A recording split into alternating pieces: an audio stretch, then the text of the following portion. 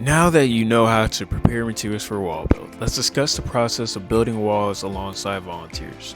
This is where you could put your skills to the test. As a core volunteer, it's essential to remember that you're there to guide the volunteers towards a successful build. Upon arriving to the warehouse, volunteers will look for the QR code to scan and check in. This check-in is mandatory for all volunteers to participate in the build event.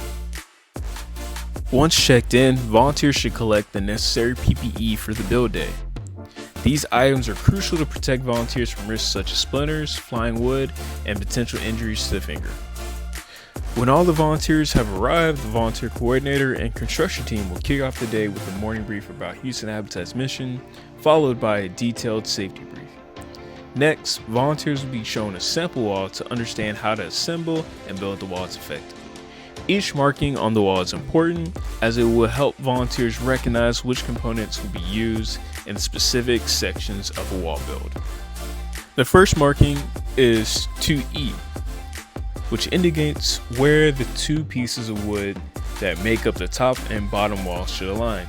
This ensures the walls are matched correctly for placement in the field. The next marking is an X, which signifies an individual stud that needs to be covered up by a standard piece of wood. The next marking is the label of the wall, which indicates whether it is interior or exterior. A critical part of the wall build is known as blocking, which involves installing the blocking pieces needed for the walls. In this clip, the volunteer is using a template blocking tool to mark the spacing for components when assembling the wall. These markings should be 2 feet apart. This clip shows how volunteers hammer and a cripple.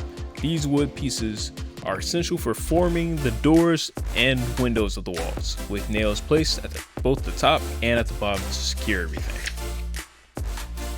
When attaching components to the wall, you will use a technique known as toe nailing. The core volunteer in this clip demonstrates how to use this technique to install a component. After explaining the build process, we'll break off into groups and start building the walls. It is crucial for volunteers to understand how to properly install nails. In this clip, the volunteer is hammering a galvanized nail into the treated side of the wall. Notice how they hold the hammer at the lower end of the handle and let the weight of the hammer drive the nail in. Volunteers should put a nail at the top and bottom of each stud. Once the wall is complete, core volunteers must conduct a quality check to ensure all components are safely fastened. After that, gather 4 to 6 volunteers to lift the wall and carry it to the stacking area. When lifting the walls, be sure to lift with your legs and not your back. It is important for everyone to face forward while carrying the walls. This practice ensures everyone's safety during the carrying process. When stacking the walls, ensure that the treated wood faces the warehouse. Now you have a space that is 24 feet wide, so please keep the stack of walls within the pillars. If a stack gets too tall, a helpful tip is to lean a wall on the stack and then work together and slide it to the top.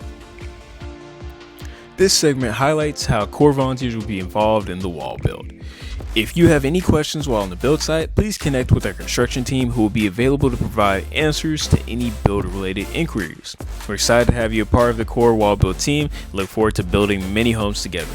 If you have any questions, please reach out to volunteer1@houstonhabitat.org and we'll see you on the build site.